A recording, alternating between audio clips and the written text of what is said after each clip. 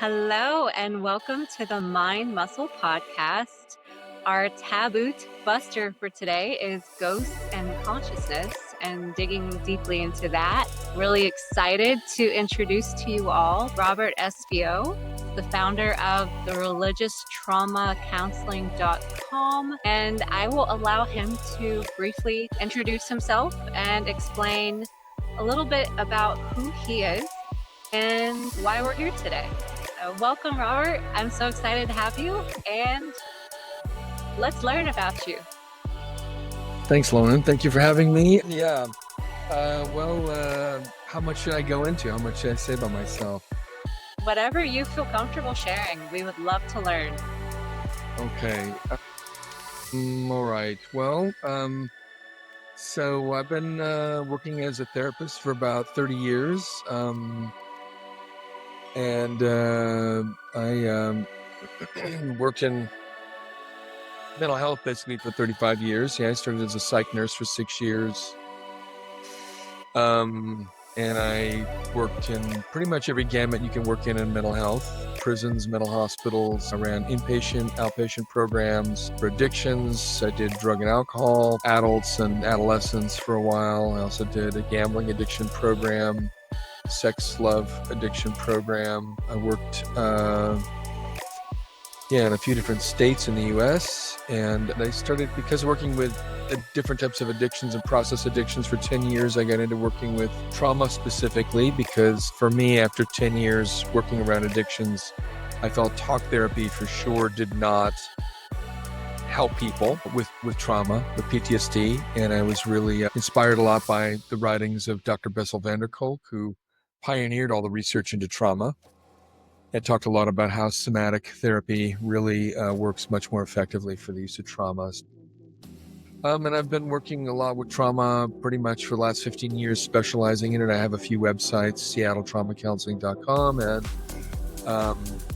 and religiostraumacounseling.com. So I also was a monk for 6 years, Buddhist monk for 6 years, and I also just lived as a monastic, generally bouncing kind of between the Brahmin monastery, Christian monastery, and Buddhist monastery at one point. And I also went to seminary to be a priest, kind of experimented with some different things. I've lived in several closed religious communities and really understand what that's like. I have a lot of classical training in meditation models, the esoteric side of Islam and Sufism and Buddhism in Christian models, right? So mainly my training comes from a monk and teaching. I've been teaching shamatha and vipassana practice, which is a classical forms of Buddhist meditation for the last 35 years, as well as the 6 yogas and aropa, which is the basis of the Tibetan Book of the Dead. And and I've been interested in studying states of consciousness pretty much my whole life because of different events that happened to me in my childhood. Traveled a lot of different countries to investigate stuff, people that are into different states of consciousness, and I've lived in 5 different countries. I currently live in Asia. I live in both Vietnam and Thailand, and so I run a meditation center in Vietnam with my wife. And I've also published a paper called The True Origins of Psychology and the Influence of Euro-American Ethnocentrism, which gets into the subject of psychology and where it really begins from, because historically Americans generally and Europeans and Americans have really not wanted to acknowledge the fact that psychology comes from India, and no one's really wanted to get into the depth of that and the depth of understanding that Buddha very, very clearly and very profoundly gave us many forms of psychology that we use up to today. So that's a little bit about me. It's I also met the Pope and the Dalai Lama, I was going to say, I'm sure you have so many, not only fun, but very intriguing and interesting stories to tell just based on the things you've experienced. Thank you for sharing that. One question I have for you, just because I would love to know, you mentioned briefly, because of experiences you had in your childhood, there's usually something that pulls us, right? Or some sort of passion or drive or inspiration to do the work that we're doing. And I would love to dig into that a little deeper and really bridge that gap. So, what was it that happened that really pushed you to experience all of these really mind and spiritual expanding things, right? And helping others along the way, which is beautiful. But I'm curious what that story is from your childhood. Yeah, so this is an interesting subject because I know there's been different people that have studied consciousness in different forms over the years, and it gets a little controversial. I'm just kind of open up with saying this.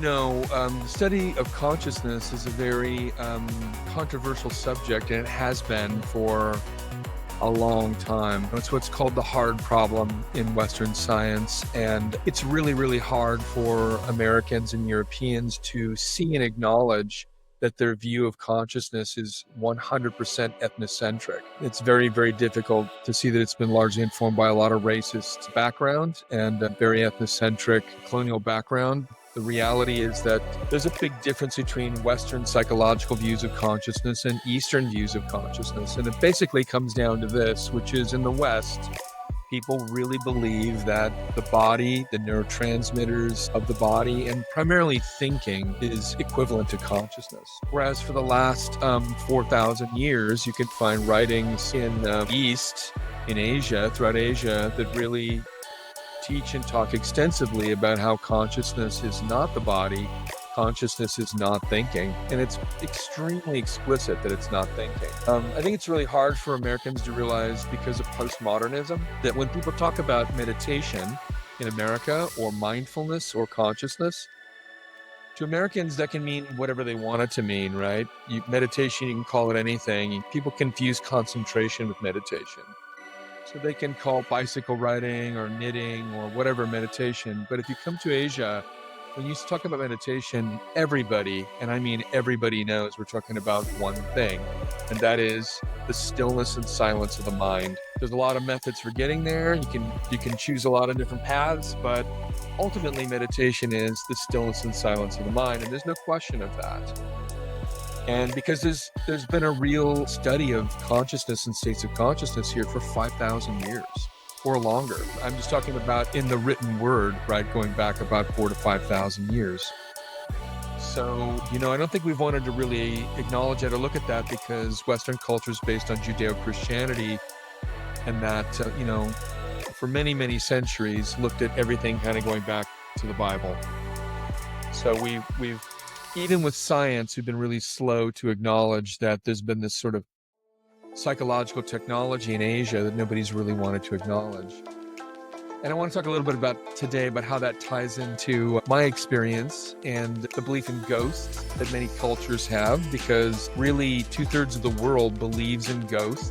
And it's a very, very big thing. It's extremely pervasive throughout Asian and Southeast Asian culture. Everywhere you go, in almost every apartment building, in every neighborhood, you find a burn altar, here in Thailand or in Vietnam, because people do different types of fire rituals in relationship to the dead.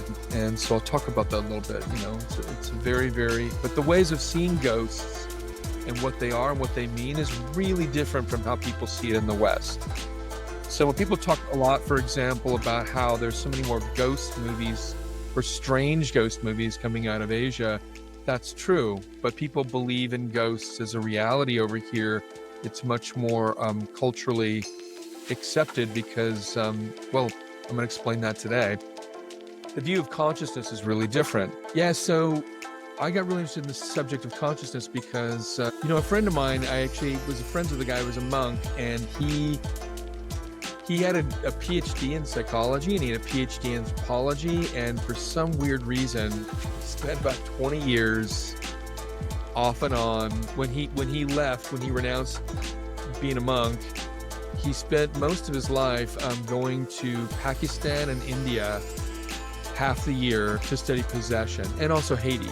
He was really interested in the study of possession and whether or not it was real. He wasn't interested, he didn't have an axe to grind. He wasn't interested in curing it or understanding it through the lens of his religion. He really just wanted to know genuinely, are all possession states schizophrenia, or is there something different? Because the possession you see in India and Haiti looks really different than what we think of as possession, through movies like The Exorcist and the way we portray it a lot in the US.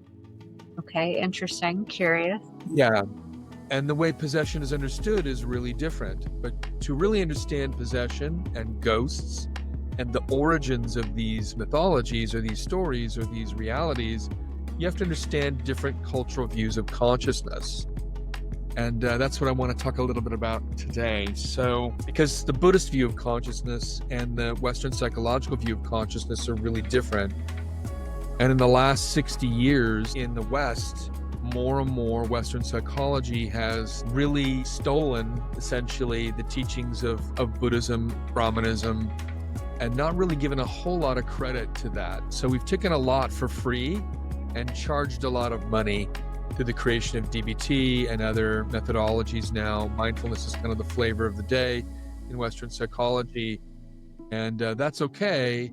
I mean, nobody over here really is upset about it, but they do really not like that, Americans will not really give a lot of credit to Buddha, right? To the Shakyamuni Buddha. Way more credit than is being given. So, there are hundreds of books in the US that are written not really giving credit to that.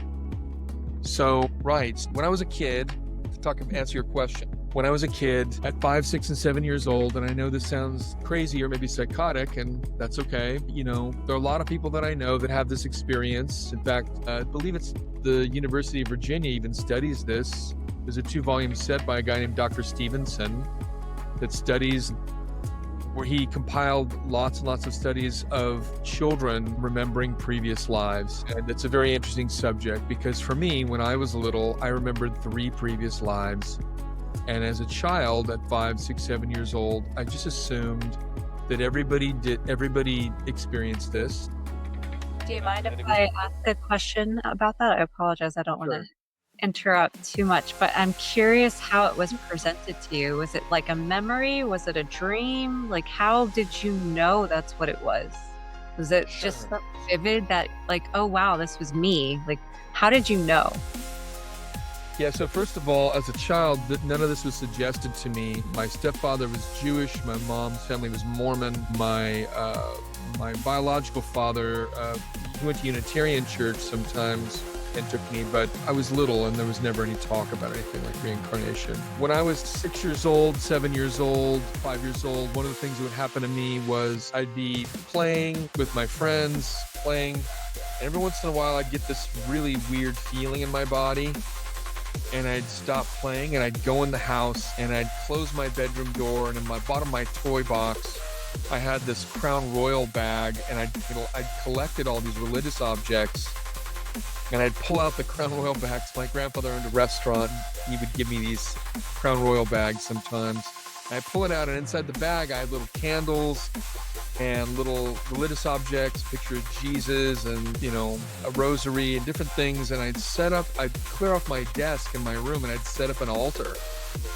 And I'd sometimes put little flowers there and I'd set up an altar, and then I'd just kind of sit there and I'd put my hands on the desk and I'd just start remembering. I'd start remembering my previous life as a priest, previous life as a lama. And I would just start remembering and it felt like exactly like you're remembering memories of your life. So just like you would think about your memories of this life, memories of high school, memories of your mom, your dad, eating dinner yesterday, when you kind of review your life and your memories of your life, that's exactly what it felt like. I'm remembering me in another body, in another time, and it feels like me and it's me. And I knew that it was me. But the weird thing was, after a little while, I would kind of just go, why am I doing this? I'd bunch everything up, put it back in the bag, put it back in the toy box, and just forget about it. It's like you were in a meditative state. Yeah, it was very strange. Yeah. Yeah, so one day I decided to talk to my family about it, and I brought it to my father, my grandma. And I was little, so I didn't have a real good language to explain this stuff. So the way I was explaining it, my father was a Vietnam vet, And I think the way I explained it really alarmed him, because I said some things, I think, like, I can't wait to die again and go back to these experiences and go back to heaven and see this. And I said some stuff to my grandma and a couple family people, and they all flipped out. And nobody had a good response to this. Everybody was like, you know, that's not okay. And they just... It was taboo. Yeah, they thought I was having some kind of crazy psychotic experience. For a little while, my mom took me to see a psychiatrist, and I knew this wasn't something bad, and I knew that it wasn't something wrong, but it really scared me that my family rejected this and told me that it was wrong and bad, and how much it horrified my father, because I just thought... With things we don't understand, you know? Yeah, exactly. Okay, so then, and then around 9 or 10 years old, I found a book in the trash when I was taking the trash out one night on meditation. And I started to try to read it, and I started to remember how I used to meditate in another life. And I started meditating, and I would go in the living room, tell my parents, 10, 11 years old. I did this for about over a year. I'm meditating. I'm going to go meditate. Don't come in my room. And they would just laugh and think that this was ridiculous, Yeah. So, and then at some point as I grew up, I really wanted to understand this. And also, I got to say, my mom was a psychic. She was a fake psychic. She was a pretty poor psychic. I think she kind of believed she was psychic, but she did it for money. She was kind of a charlatan. She was also on the radio a little bit, in the 70s. Yeah, and that made me very skeptical of religion and very skeptical of these kinds of things. As I'm growing up watching that kind of nonsense. I was curious where you learned the meditation from. I'm wondering if your mom was meditating and you were like mimicking her, or where you learned that. It was I found in the trash. It was a book on Zen Buddhism. Nice. It was had a wooden cover and a wooden back cover, and I don't know where they got this, but it was a very simple book on how to do anaprana, follow the breath, and the Zen practices. Yeah. Yeah, it sounds like you were tapping just into your greater consciousness in those moments, and you just didn't know. You were so open and accepting to it that, like... Yeah, I really didn't understand, actually. My mom had a book called Life After Life, which was a book about... It was one of the first books published by a doctor named... I forgot who wrote this, but he was gathering the accounts of people that were pronounced clinically dead and then revived in the hospital. Interesting. Yeah, there's, I think, 3 books on this called Life After Life. So this was kind of the catalyst between later, now a doctor named Dr. Sam Parnia, who has also done a pretty impressive study on people that have died and been revived. So in any case, as I got older, I also had a lot of out-of-body experiences, and these different experiences that I had, I really didn't know what these things were. I could come out of my body pretty easily for a while as a child and a teenager and have lucid dreams or astral projections. I didn't ask for this. I didn't believe in this. I didn't have a religion that taught me about this. No, there was Jews in my family and Mormons coming over. All this stuff to them was satanic. Meditation was satanic. The way they taught it back then was that was all Satan. These kinds of experiences would be Satan. So none of this stuff was acceptable in my family. And I just didn't know what it was. I wanted to understand it. And the older I got, the more I really felt like I needed to understand this. And so I just began reading a lot and trying to investigate. I went through a stage where I became homeless. I had a lot of problems with my family growing up. I was kicked out of my home.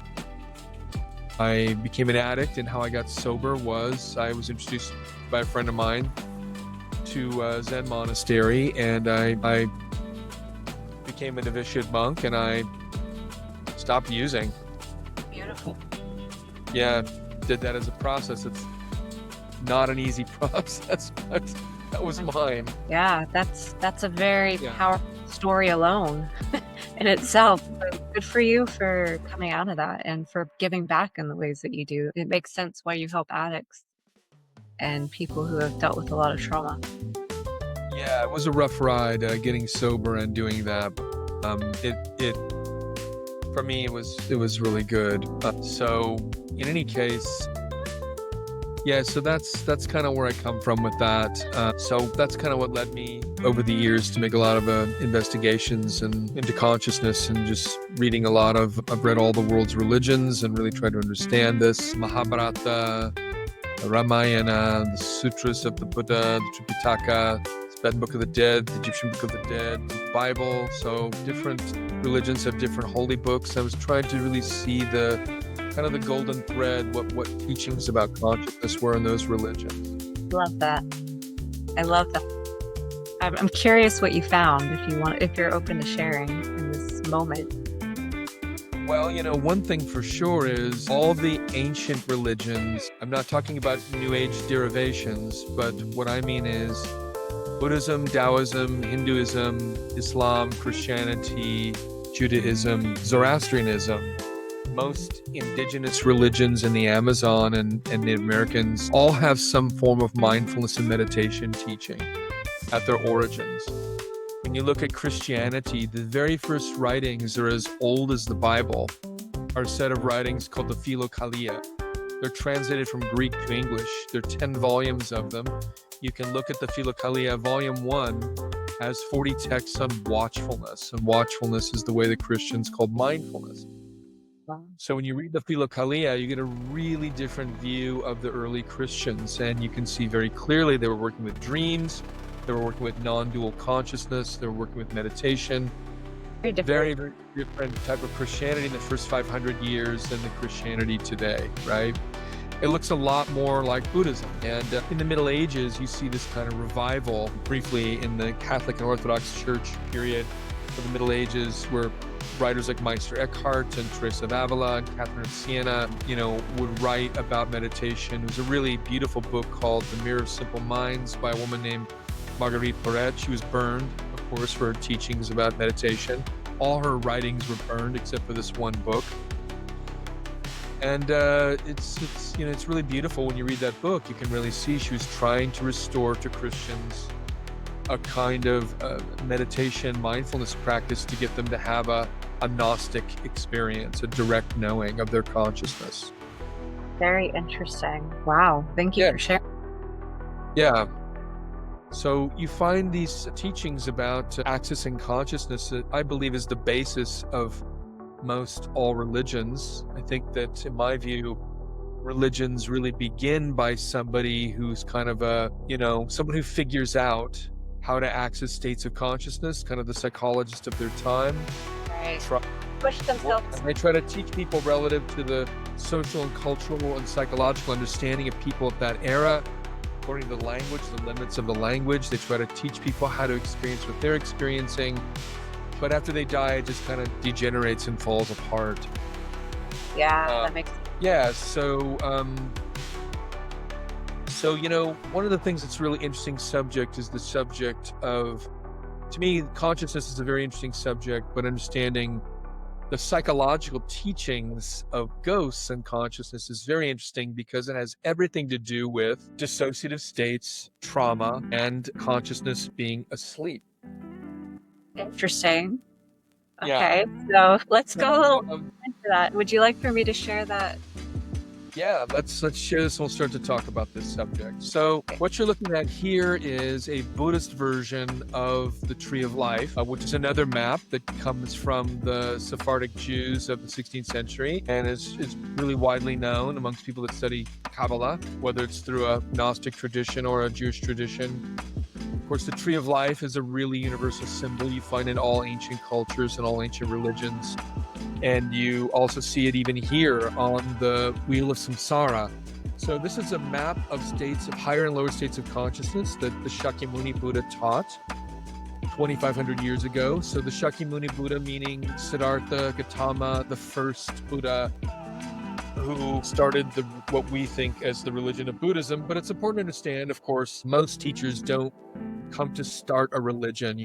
didn't come to start Buddhism. Buddha was a Brahmin. He was a Hindu, and he was not a Buddhist.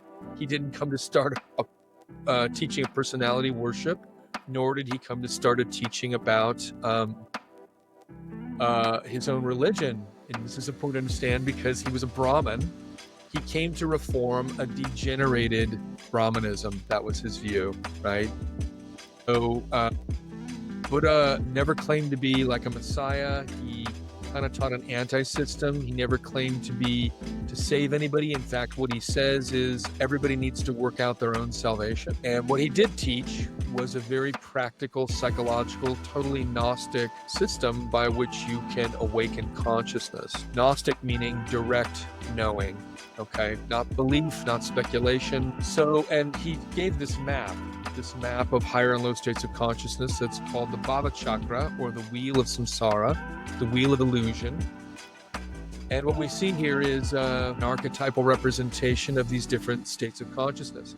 So this is the guy who's holding this circle is the god of death, Yama, god of death. And you can see he's got the crown of skulls on his head.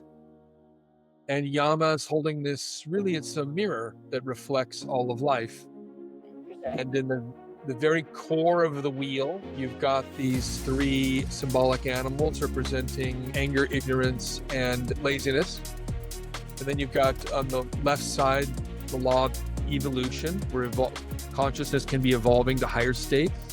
And some people are on the path of devolution. Consciousness is evolving to lower states. Around the outside, you have these 12, what are called the 12 nidanas. This is kind of a representation, a psychological representation of karma, cause and effect, the law of cause and effect. How are we always reborn? How do we return? How do we keep repeating the same behaviors? So karma is a word that doesn't mean punishment, it means action or cause and effect. So it's a very neutral term, just simply referring to that. All of our actions in our life, all of our psychological actions have a cause and effect. And in the center, you have these 6 realms. These are 6 levels of consciousness. Now, the Buddha taught that what he called nirvana, or what we think of as heavenly states, and samsara, which is the earthly states. He says that samsara and nirvana both coexist right here, right now. In other words, he said that heavenly states and hellish states are psychological states, and they coexist here and now because these are states that we create inside of ourselves. Now, here's the part that gets really trippy for people and where it's really harder for people to grasp, but I want to try to make this simplified and for people to really understand this, because the Buddha said, while these are psychological states, they're purely psychological states, they also are real phenomena. They're also real experiences in planes of consciousness that exist, okay? That's what's hard for us to understand, but if they're just totally psychological, how are they also real? Perception is reality. And what you give energy to, you create. Yeah. How are heaven and hell states real, but also they're purely 100% psychological, right? So now the core of Buddhist teaching is something called the Four Noble Truths, okay? So the first noble truth is, and I'm sure a lot of people listening to your podcast can relate to this, Buddha, after 6 years of meditation, one of the things he really saw clearly was life is suffering, okay? Life is a shit show. You can't control it, no matter how hard you can do all the right things, you can eat all the right foods, and you can still get cancer. It's true. And I know people this happens to, right? Yeah. We can be really good people. Sometimes bad things happen to really good people. Sometimes good things happen to really bad people. Life is not fair. We all know that. And life can be really unpredictable. And if we have children, we really know that, right? Absolutely. Yes. So, he taught that life is suffering, and that at any level, whether you're a little baby or you're growing up or you're an adult or you're old, on all levels, there's a suffering that we all experience in life. Now, the second noble truth was this: the reason why we suffer is because we live in an illusion, because our consciousness is not awake, it's asleep, okay? And the illusion we live in is that we can always feel good and we can never feel bad. Now, addicts believe this. If you work in an addiction center, you really know that all addicts believe that you can find a way to feel good all the time and never feel bad again. That's called heroin. Yeah. I mean, at the end of the day, that's, I think, majority of mental health too, right? The majority of people beating themselves up or thinking they have shame or whatever it is, it's because they're running away from feeling bad or like enduring something that makes them feel bad, if that makes sense. Yeah, absolutely. Absolutely. You know, a lot of podcasts now that I'm seeing, when I go to a lot of podcasts, sometimes people don't like what I'm talking about because so many podcasts are trying to project this idea that you really can't have it all and feel good all the time. The only people that I know that really feel that a lot are addicts. It's not reality. Yeah, it's not reality. Nobody can feel good all the time.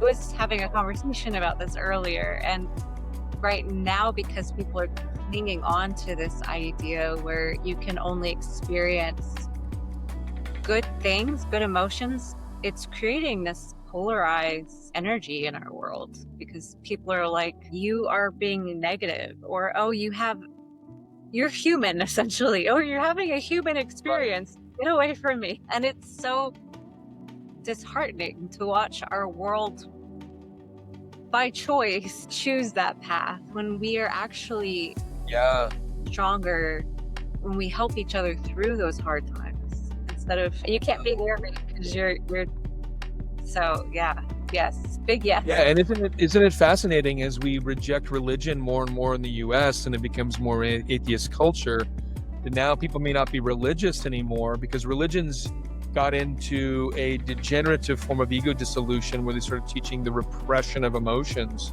which we know doesn't work, right? But now we're starting to see arise again by people teaching you can just take psychiatric meds all the time or smoke weed all the time or drink all the time or get into some kind of a thing all the time where you're only going to feel good all the time and you're not going to feel bad.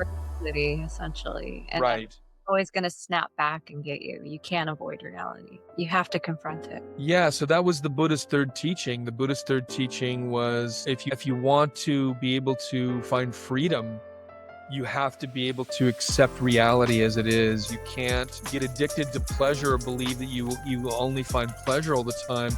You also can't avoid the painful experiences of your life and believe that somehow you can escape this, you know?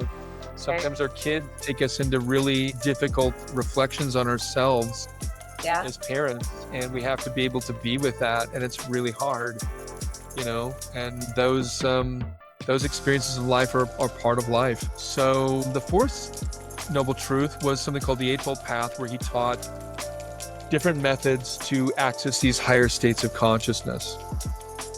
So here's where we get into ghosts. So one thing he taught about was mindfulness, and from Buddha's perspective, and really from an Eastern teaching perspective, not just Buddhism, but Taoism and Hinduism, we're not awakened, really. We're totally psychologically asleep. Now, there's an unbelievable amount of evidence in Western psychology to support this, and physics, an unbelievable amount of evidence. All behavioral science supports the idea that we're psychologically asleep. But we like to believe that we make a lot of conscious decisions. Addictions really, more than anything else, really show people how we can be driven to do things that are very unconscious and very subconscious. Absolutely. So Buddha, the word itself, Buddha, actually means awakened consciousness. This is one of the first differentiations historically between conscious and unconscious states. So the story is that when Buddha reaches enlightenment into the Bodhi tree, there's a whole thing he goes through, but he starts walking down the road one day and a man sees him and notices there's something really unusual about him. Can't quite put his finger on it. He says, excuse me, but you must be some kind of master, an angel, a diva. And Buddha says, no, I'm not. He says, well, then you must be some kind of sorcerer, a wizard. He says, no, I'm not. He says, so you're just a man like me? And he says, no. He says, well, I'm confused. What are you? He says, I am Buddha. Buddha means awakened. Okay. So this is very important. Now, when we say awakened, this has nothing to do with woke culture, which is a cultural view. This has to do because from his perspective, awakening consciousness has nothing to do with politics, nothing to do with culture, nothing to do with sociological views. It has to do with consciousness, purely awakening consciousness, which has nothing to do with thinking or temporal cultural views that each culture has. So the Buddha taught that every day you and I, we live in a very subconscious way. We live all the time mentally evaluating reality constantly, evaluating reality. And this is partially why we suffer. This is why meditation teachings say we should really try to make the mind quiet and awake the consciousness, because the consciousness has a different way of seeing and understanding the world and learning about the world than the intellectual center does. More energy based. Yes, and in Eastern psychology and in a lot of indigenous teachings, there's a belief and a view that consciousness can teach us things in a different way than the intellectual center. So people are getting into psychedelics right now, and they're noticing when they work with ayahuasca or acid or mushrooms that there's a kind of a different understanding of life that comes through that. Yeah. Well, that's a very interesting thing from an indigenous perspective. And I say this as somebody that's been, going down to the jungle of Colombia for the last 20 years and also, working with some indigenous medicine, that the understanding of consciousness is different. They believe that consciousness can teach us, right? Consciousness can teach us in a different way than dualistic thinking teaches us. So there's a way of learning that's very different in the silence of the mind. And this was the Buddha's core teaching of Vipassana, that you can learn through the consciousness in a different way than you learn through memorization, than you learn through memory, than you learn through comparison and intellectual comparison. So this is kind of hard for us to understand in a Western culture where everything is learned through memorization, where we treat the brain like it's a computer. It's an addiction that we have all been programmed to. And there's a lot of fear too when there are new elements added in. I resonate with a lot of the things you're saying, and I've had to undo a lot of this programming, and it's very confusing when you're not around people who think like you do, and you discover these things and you haven't done any research on it yet, right? Because you start to have these moments of revelations, or I guess expanded mindsets. It's really how I vision it, but it's hard to articulate it in the moment, especially when you're around people who don't know how to articulate it because they've never experienced it.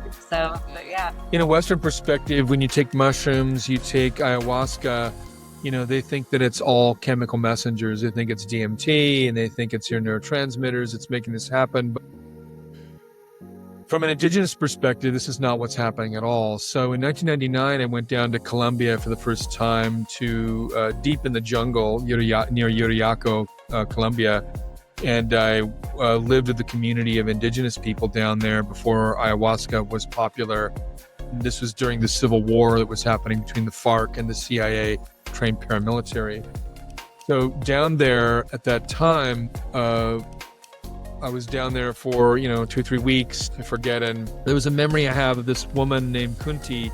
We were walking through the jungle, and she was trying to teach me about indigenous medicine and trying to show us, me and my wife, you can boil this root down for this, and you can use this tree bark for fever, and you can use this for snake bite, and showing us different things in the jungle.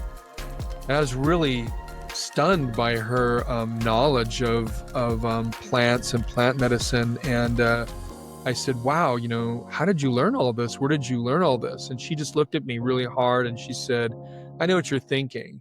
She says, you're an American.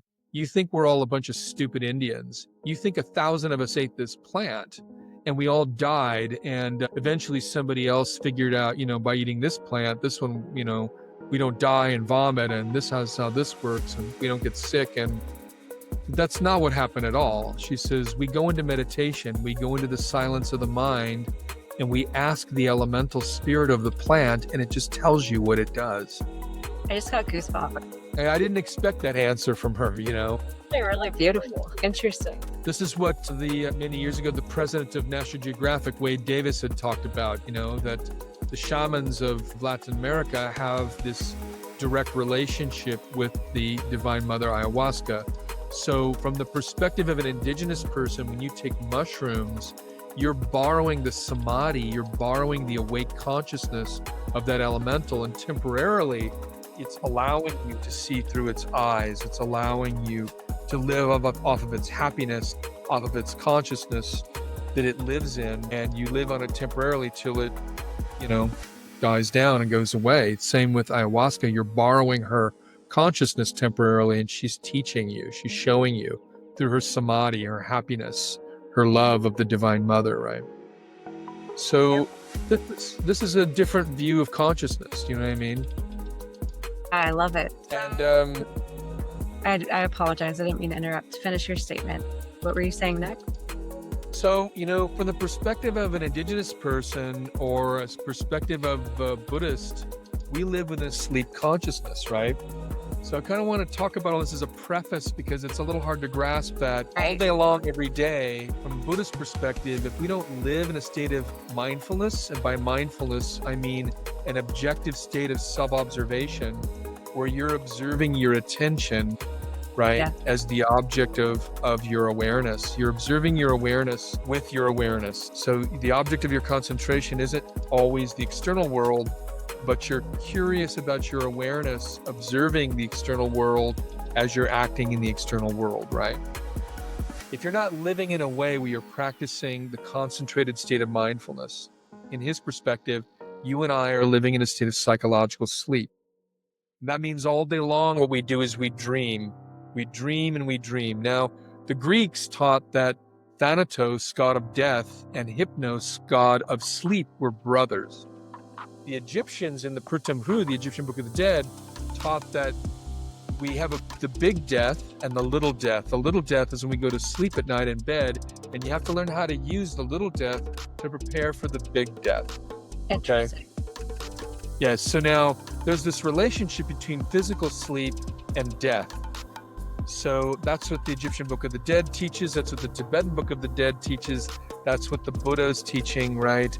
That there's this relationship. So if you and I live in a state of psychological sleep, that means all day long we're dreaming. By dreaming, what I mean is we're worrying, we're obsessing, we're ruminating, we're thinking about the bills, our problems, our family, our friends, we're thinking about how to get attention.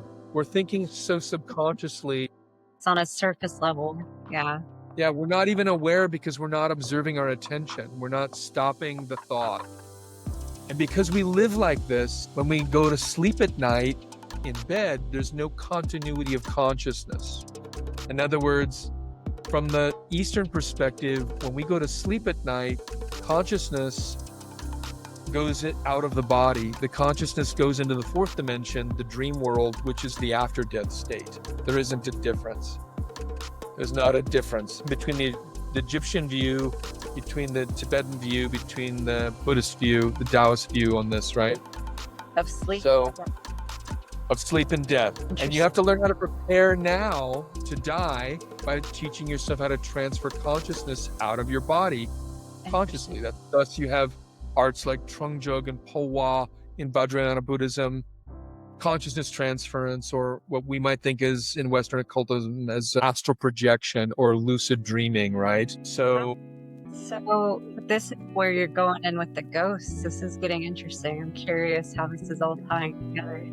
Now let's be clear that dissociative out-of-body experiences are not the same as what I'm talking about, because a lot of clinicians think that dissociation and astral projection are the same, and it isn't, okay?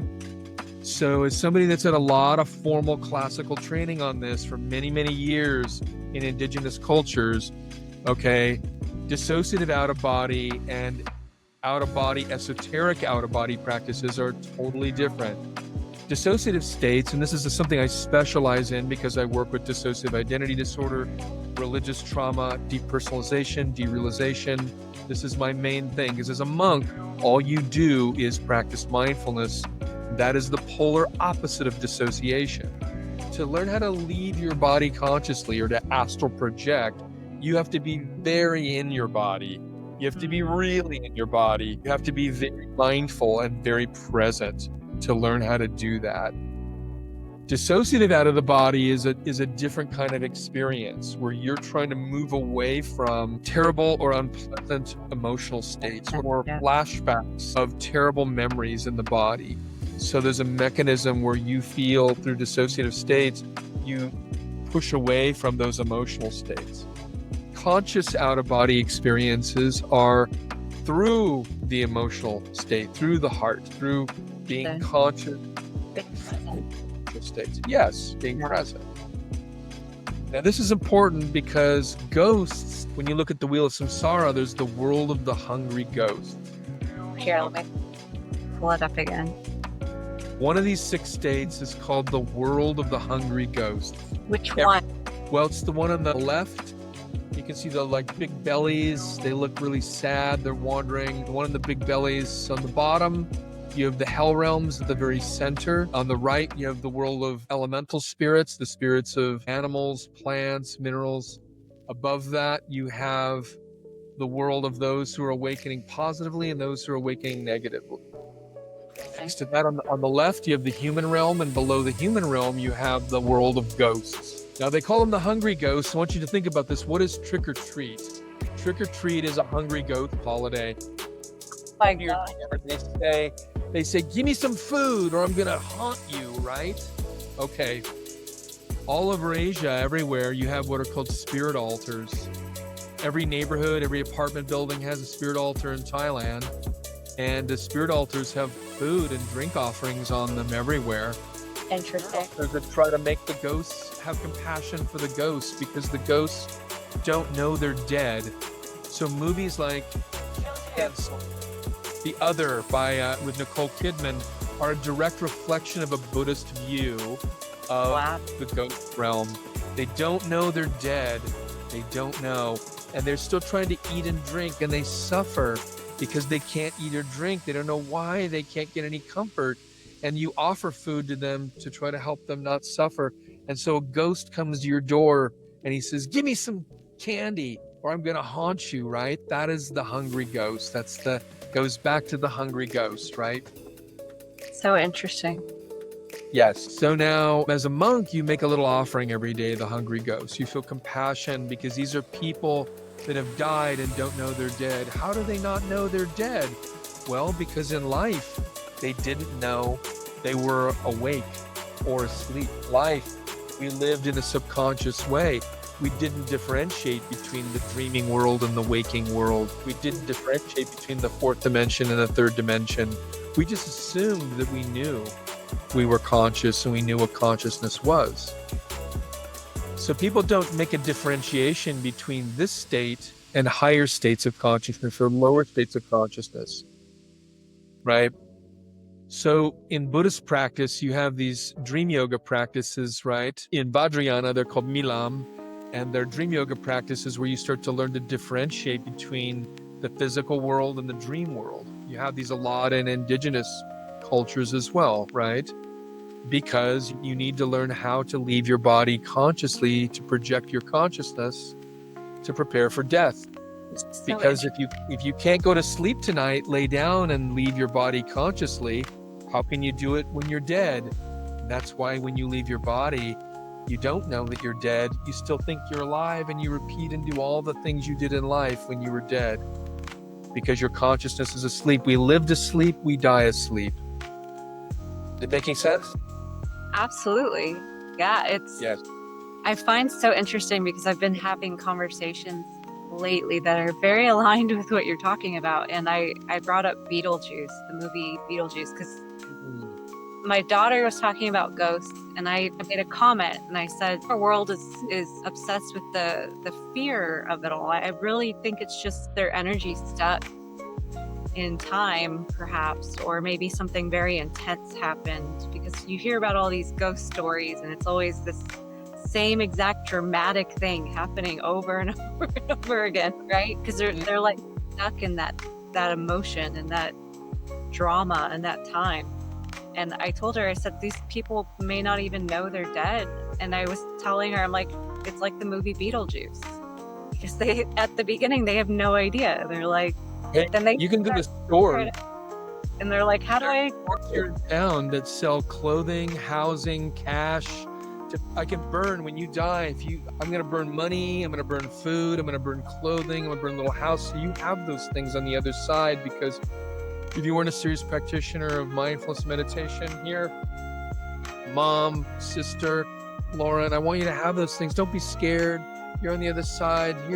Have all the things you need to make yourself feel safe and comfortable. So much compassion in that. Like, it's so interesting because I'm thinking about the way we grieve and we cry, and we're focused more on that ceremonial grieving process than we are. How can we treat the spirit that's crossing over? It's like we're still kind of stuck in that grief state in the West. At least that's how I interpret it. And what you're saying sounds so compassionate and so kind. Like, here comes this spirit, let's try to help it, instead of, oh, scary spirit, let's make scary movies about it. Yeah, run around with cameras and try to capture a terrifying experience instead of realizing that ghost is stuck in a trauma memory, reliving something over and over, and how terrible for that being, right?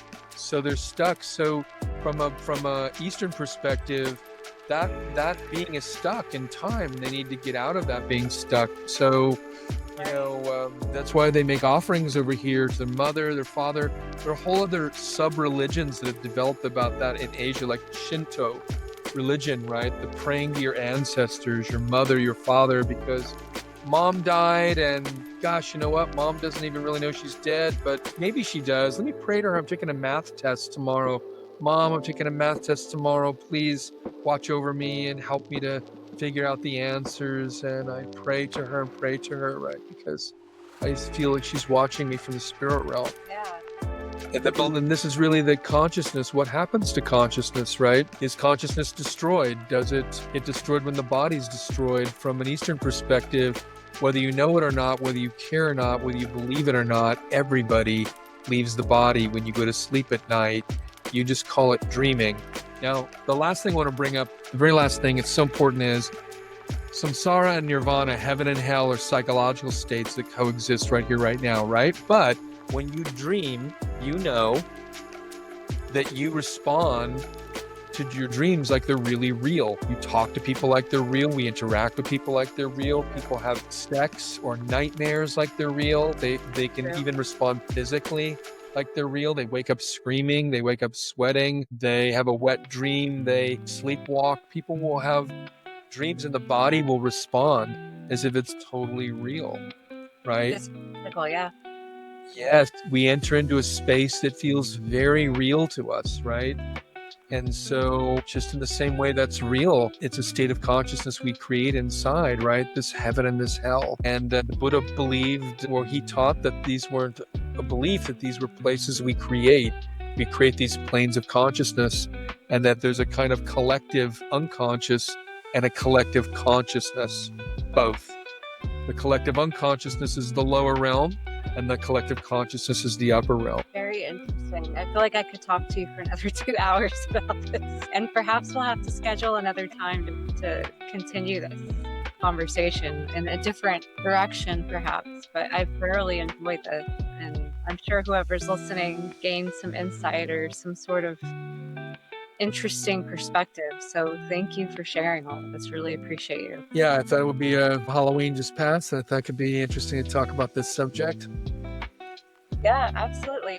Before we go, so we're right at an hour now. Before we go, I would love for you to share with everybody, how can people find you, get a hold of you? What are you looking for in a client? Who is your ideal client in case somebody would like to work with you? And how can we reach you essentially? That's very kind of you. Thank you, Lauren, for letting me share that. So, we're trying right now to create an international website where we have different coaches and therapists in different countries who reach out to people for help with religious trauma. So my website is religiostraumacounseling.com. And so, we try to choose people who have real world experience. They're not just have a degree in psychology, but most everybody who works on there has some background where they've lived in a closed religious community or experienced some form of religious trauma themselves, because it's pretty unique and pretty hard, we found, for normal therapists to understand this. So, what's our client we're looking for? People, we specialize and work with trauma, PTSD, panic attacks. We use more somatic psychology primarily to help people, because we've seen that being much more effective as a tool than just talking about stuff. In fact, a lot of evidence in the last 30 years shows now that talking can actually make trauma worse many times. A lot of people in the 12-step program will attest to this, telling their stories over and over and over for many years. And immersing in those energies as well. Sorry, I didn't mean to interrupt. Oh no, yeah, you're right. Yeah, that's it. We're really looking for people that are struggling, or couples that are struggling. Sometimes we're not trying as well. I want to be clear that we're not trying to convert people to our way of seeing things or Buddhist way of seeing things or a particular religious view. The model we have is very much, we want to respect where the person's at and try to help them come to their own truth and their own understanding. We're not trying to take people to an atheist view. We're not trying to take people to my view. What's really important is for people to come to their own view. But we do believe that whatever our view is, it should promote a sense of safety inside, a sense of serenity inside. And if your religion starts to make you terrified, frightened, you can't sleep, you're afraid constantly you're going to hell, you don't feel love or connection, because religion means, from the Latin word religare, really means the same as yoga, union. Religare means to reunite. It should take us back to something, reunite us to something positive, something conscious, something loving. And in my view, that was the original purpose of religions. And so we want people to be able to have some sense of peace and safety, and even from their own religion, if they want to stay within their own religion, right? There must be a way they can find to have that and not live in a state of constant fear and anxiety. Is that making sense? Absolutely. Perfect sense. And I love that you have a platform that essentially combines that mindset together and helps people internationally. So thank you for the work that you do. Very grateful for your heart. Yeah, thank you. Thank you for your time and for letting me talk about this subject today. I really hope your listeners and watchers find something useful about this. Absolutely. Appreciate you. And everybody listening, thank you for joining us today. And thank you so much, Robert. Appreciate you. Y'all enjoy the rest of your day. Okay. Have a great day. Bye-bye.